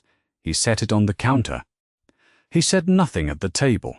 When Harry asked whether something was wrong, he said, "There's a legal matter I need to deal with. It doesn't affect you directly." Harry looked at him with the expression he had when he suspected he was being managed. Lupin suspected he was right to suspect it. The management was still necessary. He wrote to Dumbledore that evening. Bagnold's letter arrived at Hogwarts on the 23rd of May, addressed to Dumbledore in his capacity as Chief Warlock of the Wizengamot. She had written it in the formal register of official correspondence, which meant that the letter's tone was neutral, its language precise, and its request clearly procedural. The ministry had filed a welfare objection regarding the guardianship of Harry James Potter. Dumbledore's recommendation to the Wizengamot panel carried significant weight. Would he submit a statement regarding the child's welfare and the suitability of the current arrangement? She had written this as though it were a simple administrative request. Dumbledore read it 3 times before he set it down. He understood what she was offering him. He had spent 6 years as the informal architect of Harry Potter's safety, the Blood Ward, Privet Drive, the oversight through Arabella Figg. Say, a statement recommending a ministry-appointed guardian would resolve the werewolf question and restore the oversight he had lost in a single action. Bagnold had made it easy. She had handed him the instrument with which to act in his own interest, and call it acting in the child's. He sat at his desk for a long time. Fawkes was quiet on his perch, the scarlet of him dimmed in the evening light. Then he drew a piece of parchment toward him and began to write. The statement he submitted to the Wizengamot panel on the 8th of October was not what Bagnold had anticipated. It began with an acknowledgement. The Blood Ward that had protected Harry Potter at 4 Privet Drive had dissolved when the conditional instrument activated and Harry crossed the threshold. It could not be restored. This was a material change in the child's magical protection, and Dumbledore did not minimize it. He named it, in the first paragraph, as a loss, not a failure of anyone's design, but a loss. He did not pretend it was negligible. The second acknowledgement. Remus John Lupin was a werewolf. During the full moon he was dangerous, and Harry Potter could not be in his presence during the transformation. This was a real constraint. Dumbledore named it as a real constraint. Then the statement turned. Lily Evans Potter had composed this instrument before her death, with full awareness of Remus Lupin's lycanthropy. She had named his condition explicitly, acknowledged the ministry's likely objection to it, and arranged a financial provision to address the practical obstacles. She had done what a careful parent does, identified the obstacles and addressed them in advance. Her judgment, made before her death, in writing, in a legal instrument, was that Remus Lupin was the right person to raise her son if Sirius Black was unavailable. To override this judgment on the grounds of lycanthropy alone, Dumbledore wrote, would be to inform a dead woman that her informed choice was less valid than the ministry's discomfort with its consequences. The Wizengamot was not in the business of overriding a deceased parent's carefully expressed wishes on grounds she had already considered and provided for. He recommended the guardianship stand. Subject, he noted, to a formal provision. Harry Potter must be in the documented care of a registered witch or wizard. during each full moon. He had spoken with Professor Minerva McGonagall, who had volunteered to fulfill this role. He had spoken with Remus Lupin, who had agreed to all reasonable oversight conditions the panel wished to impose. The final paragraph was brief. He wrote that it would be easy to find grounds to override this arrangement. The ministry had administrative reasons, and he had personal ones, having spent 6 years as the informal architect of the child's safety. He was choosing not to act on either. The woman who had left this instrument had thought more carefully about its consequences than most people thought about anything. Her judgment deserved to be honored. He signed it. The Wizengamot panel convened on the 17th of October. It was not a full assembly. The matter did not require the 60-member court. 9 members heard it, with Dumbledore's written statement read into the record and the ministry's case presented by a senior representative of the DRCMC. The ministry's argument was competent. Decree 37C was cited. The dissolution of the Blood Ward was raised as evidence that Harry Potter was, for the first time in 6 years, exposed to significant threat without the primary protection that had kept him safe. A ministry-appointed guardian, it was submitted, could address both the lycanthropy question and the security gap in a single action. The panel considered for 2 hours. The outcome was not a vindication of Lupin in any broad sense. What the panel ruled, narrowly, 3 dissenting, was that the question before them was not whether a werewolf could be a guardian in the abstract, but whether this specific arrangement, which Albus Dumbledore had endorsed, met the Wizengamot's minimum standard for child welfare. They found with conditions that it did. Lupin received notification by owl on the 18th. The letter was from the Wizengamot's administrative office, written in the impersonal register of legal outcome. His guardianship was confirmed, subject to documented full moon care, a quarterly welfare check from a ministry-appointed observer, and the requirement that Harry Potter be enrolled in formal magical education at the appropriate age. He read it at the kitchen table. Harry was across from him. "Is that the legal matter?" Harry asked. "Yes." "Did it go all right?" Lupin set the letter down. "It went the way it needed to."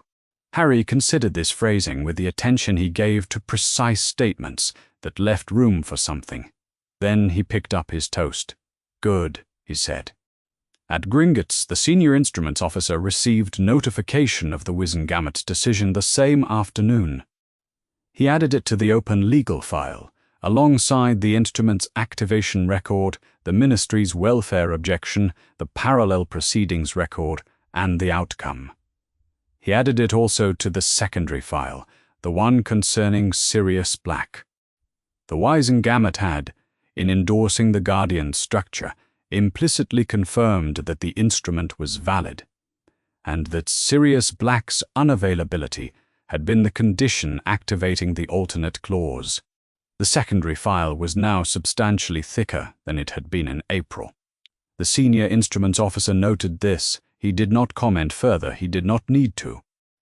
The Goblin arrived on a Saturday in October, at the end of an afternoon that had been ordinary in every respect until it wasn't. Harry was in the garden, still needing work, though somewhat less than when they arrived, because Harry had taken to pulling weeds in the manner of someone who had spent years doing chores and found, when chores came alongside something like purpose, that he was surprisingly competent at them. He was kneeling in the mud when the Goblin came through the gate, carrying a bag, looking around with the assessor's expression of someone confirming an address. "Harry James Potter," the Goblin said. "Yes," Harry said. Lupin came out of the cottage. He had heard the gate. He looked at the Goblin, and then at the bag, and something in his face did a thing that Harry, watching from the garden, could not entirely read, not surprise, but the look of someone for whom a clock has struck an hour they were expecting. The Goblin produced a sealed envelope from the bag. The seal was the amber-edged goblin mark Harry had seen on other documents, the ones that had arrived in the weeks after Privet Drive. Below it, his name. In handwriting he had never seen before. He took the envelope and looked at it. "Your mother," the goblin said, "left before her death. The instrument's terms specified. Deliverable when the child is stable, has a guardian, and has reached a sufficient age. You have met all three." He folded his hands. "Only you can open it." The goblin departed without ceremony. Harry stood in the garden holding the envelope. Lupin had gone. Still in the doorway, his hands at his sides. Harry looked at him. "Come inside," Lupin said, in the voice he used when he was being careful. This had been Lupin's suggestion. Not the table, not the sofa, but the floor, both of them cross-legged in the autumn light that came through the window sideways. It felt correct in the way that Harry had learned to recognize correct things feeling, not comfortable exactly, but right. Harry pressed the seal. It released under his hands, not broken, given, in the way goblin seals did. 1. The envelope opened. 3 pages folded together. He unfolded the first page and looked at the writing. He could read. Lupin had made sure of that from the first week, quietly relentless about it. But this was cursive, still being learned, and he couldn't make all of it out quickly enough for what it felt like it deserved. "Will you read it?" he asked. Lupin did not answer for a moment. "Yes," he said. "Give it to me." Harry placed the pages in his hands. Lupin looked at the top of the first page, long enough that Harry understood he was doing something interior, something necessary, and then he straightened and read. "Dear Harry," she had written, "you were named for your father, who was named James after his grandfather on the paternal side, and who wore the name comfortably, the way he wore everything comfortably, because he was the sort of person who filled out rooms. I want you to know your name first, because names are the first thing we are given and the last thing we let go, and yours is a good one. It belongs to good people. You belong to it. You have a scar on your forehead. You have always had it, since you were 15 months old, on the night something very dark came to the house where we lived and tried to destroy you and couldn't. The reason it couldn't was simple. I refused to move. I was given a choice, and I chose not to take it, and because I made that choice, the magic that drove at you turned back on itself. The scar is what remained. It is not a mark of shame. It is the mark of a night when you survived something that should have killed you, because someone loved you enough to stand between you and it and say no. That is all it is. I want to tell you why this letter is here and not somewhere else. I trusted Albus Dumbledore, but trust and control are not the same thing, and his reasons were his. I wanted one thing, just these pages, to belong entirely to me and to you, with no one else deciding when you were ready. The goblins delivered this when you were stable and cared for, and old enough. That was my condition. They met it. I want to tell you about your Aunt Petunia, not so that you hate her. I am asking you specifically not to hate her, which I know is a strange thing to ask about someone who was unkind to you, and I am asking it because I knew Petunia before she was unkind to anyone, and the reason she became the way she is isn't that she was a bad person. She was frightened of magic her whole life, of what it meant, of the world it came from, of what it made me something she couldn't follow into.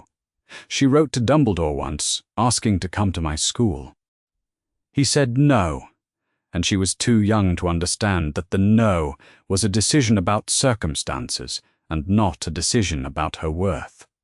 I wanted her to take care of you if something happened to me.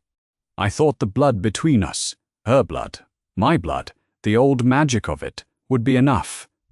I thought that having you there, small and known, would reach something in her. I put you in her house, and I put a clause in this instrument. If she gives you the minimum, if she does not hurt you, the blood holds and keeps you safe. If she hurts you, everything changes.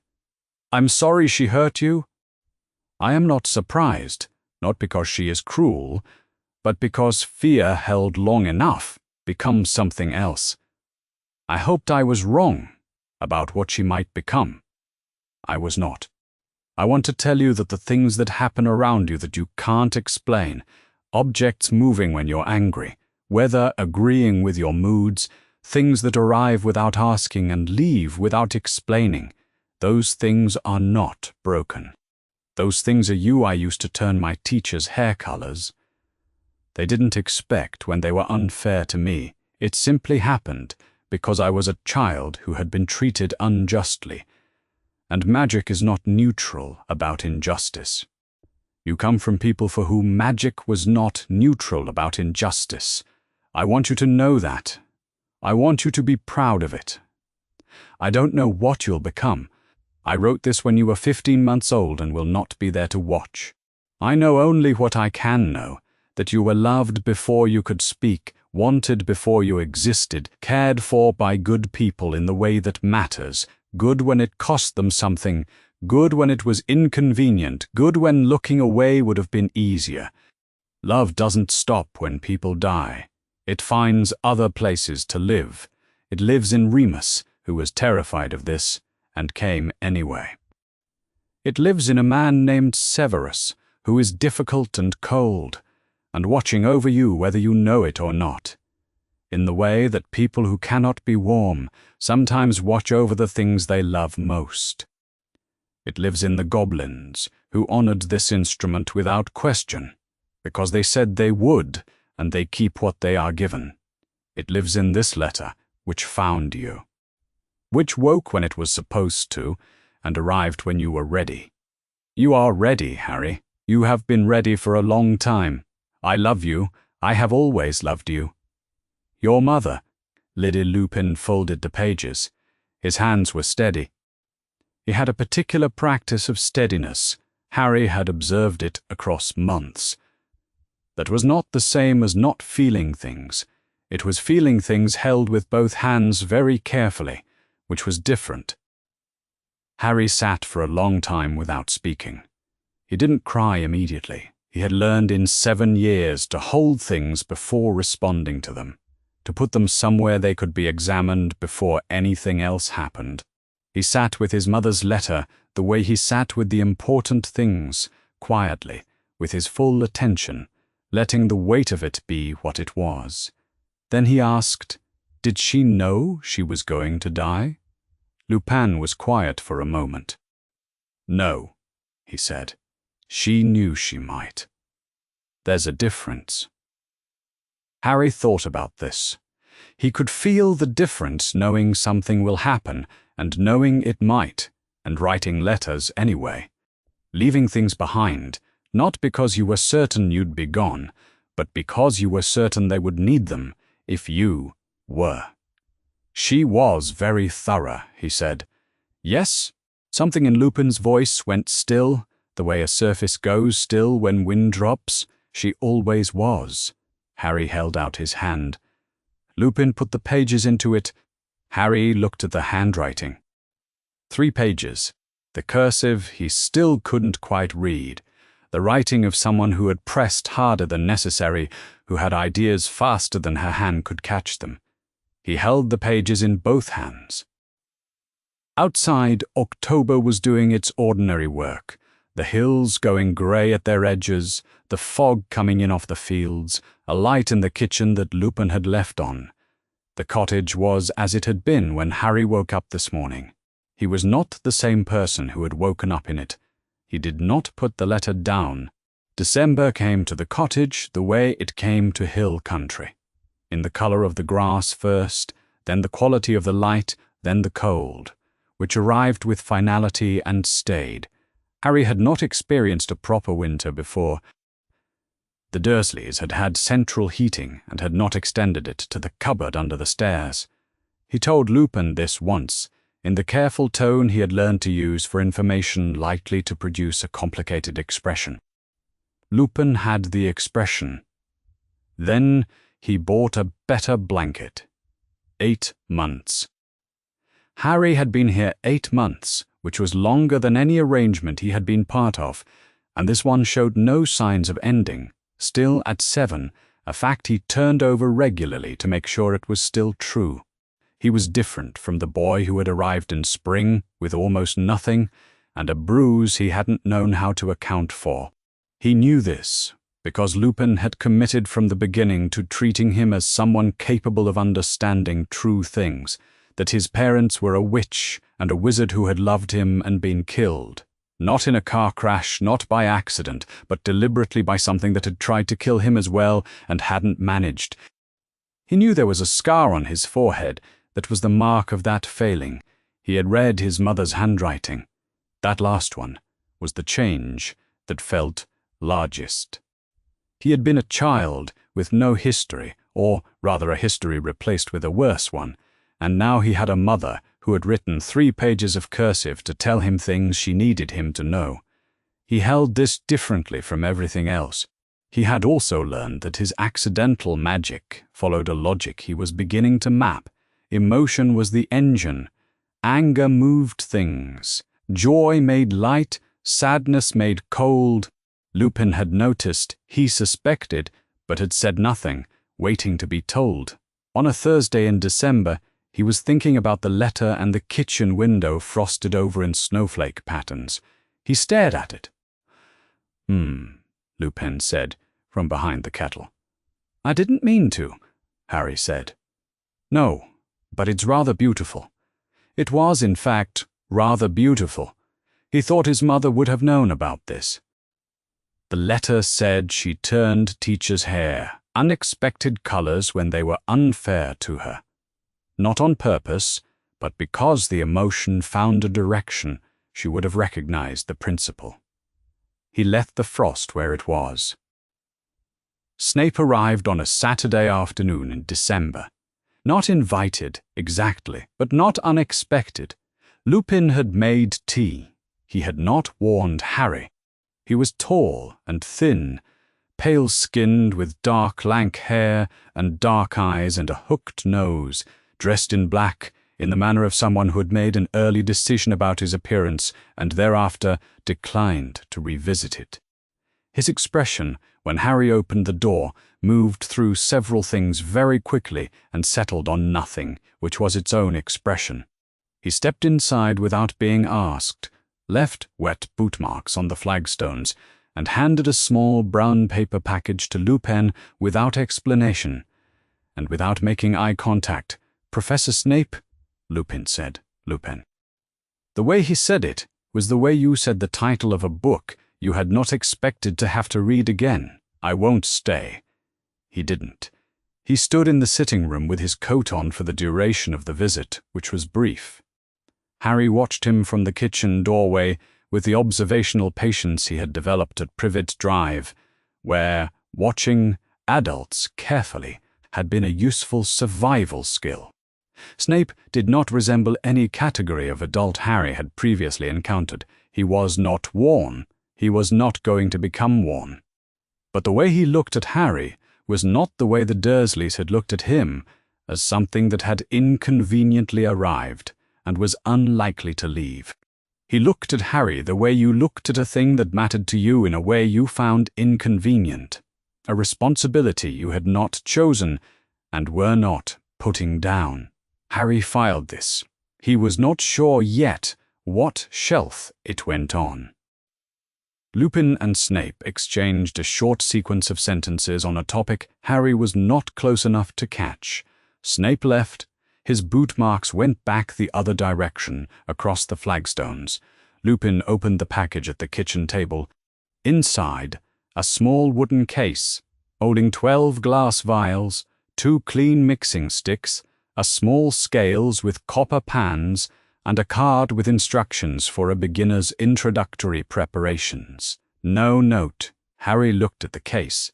It's for potions, Lupin said basic. For someone who wants to start early. Did he know I wanted to? "I think," Lupin said carefully, "he thought you might be the sort of person who would." Harry picked up one of the vials and held it to the window. The December light came through it cleanly, without color. "He knew my mum," he said. Lupin was quiet for a moment. "Yes," he said, "a long time ago. But he came, anyway." Yes. Harry set the vial back in its place. The world continued to be more complicated than it had looked from inside a cupboard under the stairs. He was discovering, not especially bothered by this. At Gringotts, the senior instruments officer updated the Lily Evans Potter conditional instrument file for the final time that calendar year. The file was substantial now, not merely the instrument's activation record, which had been the whole of it in the first days of April, but a layered thing, the instrument's activation record, dated April 1987.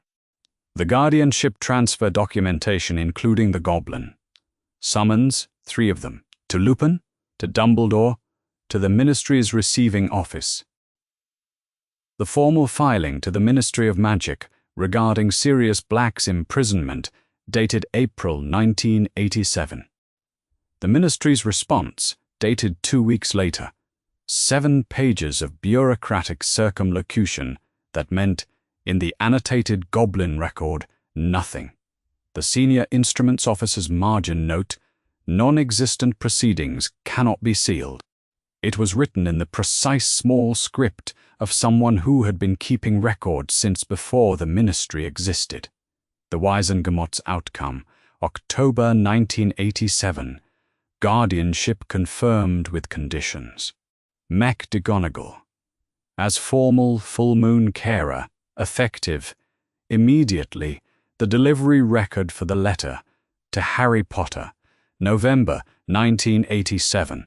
It was not the conclusion of anything, it was a record, the Goblin's record, under Goblin seal, of what had happened and what had not happened, to a man who did not know anyone was keeping it for him. The record did not require him to know. It required only that it remain. Somewhere in Azkaban, which Harry did not know existed, did not know contained anyone he would one day know, did not know anything about at all. Sirius Black was 28 years old. His birthday had passed in November. He had not counted it, the record had. The senior instruments officer closed the ledger and placed it on the shelf, patient and irrefutable, for as long as it would take. Harry was 7 years old in a cottage in December, and had no knowledge of it, no knowledge of the graveyard, the corridor in the Department of Mysteries, the 4 words that would eventually become the hinge on which most of his life turned. He did not know the specific shape of what was coming.